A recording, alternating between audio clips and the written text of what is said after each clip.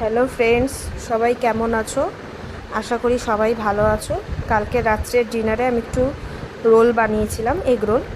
তো তার জন্য আমি প্রথমে শসা পেঁয়াজ কুচিয়ে নিয়েছি, তার মধ্যে লেবু, গন্ধরাজ লেবুর রস ভালো করে চিপে দিয়ে দিয়েছি, ঠিক আছে। আর তার মধ্যে আমার ছেলে আবার চলে এসছে মাঝখান থেকে লেবু নেবে বলে, এই যে নিয়ে আবার চলেও গেল।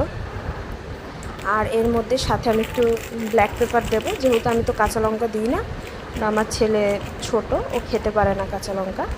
তো যাদের বাচ্চা ছোট তারা ব্ল্যাক পেপার দিতেই পারো। ভালো করে ব্ল্যাক পেপার দিয়ে আমি শসা পেঁয়াজটাকে আমি ভালো করে মেখে নিই, ঠিক আছে। আরও অর্ধেক লেবু আমার ছেলে দিয়ে যে মা তুমি দাও, ঠিক আছে। সেটাকে দিয়ে আমি ভালো করে মেখে রেখে দিয়েছি। আর তার সাথে দেবো হচ্ছে, এটাকে ভালো করে মাখিয়ে নিই ব্ল্যাক পেপার আর লেবুটাকে।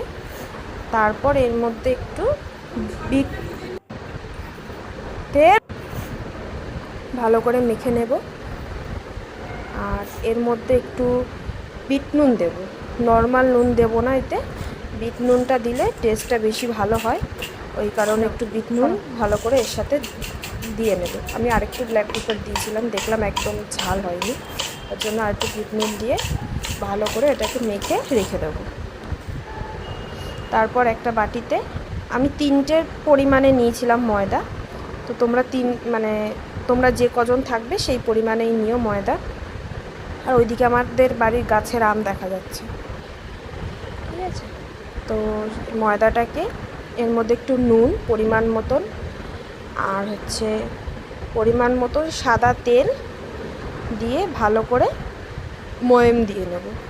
যারা চিনি খাও চিনি দিতে পারো, আমি এটাতে চিনি দিই না, ঠিক আছে। দিয়ে এটাকে ভালো করে মেখে নেব, যতক্ষণ না গুঁড়ো গুঁড়ো হবে, সুন্দর করে যাতে ময়ামটা দেওয়া যায় সেভাবে মেখে নেব। দিয়ে তারপর জল দিয়ে মেখে নিয়ে তারপর আমি 3টে ডো বানিয়ে নিয়েছি। তারপর যেমনভাবে বেলতে হয় বেলে ডিমটাকে অমলেট মতন করে এই পরোটাটা ভেজে ডিমের ওপর দিয়ে দেবে, রেডি হয়ে যায়। এটা তো সহজ পদ্ধতি, মোটামুটি সবাই জানো, ঠিক আছে। ভালো করে একটু ভেজে নেবে, এপিট ওপিট করে সুন্দর করে ভেজে নিয়ে, আমার আরও ওইদিকে 2টো ভাজা হয়ে গেছে, দিয়ে লাস্ট এটা ভাজা চলছে, ভেজে নিয়ে আমি রেখে দেবো।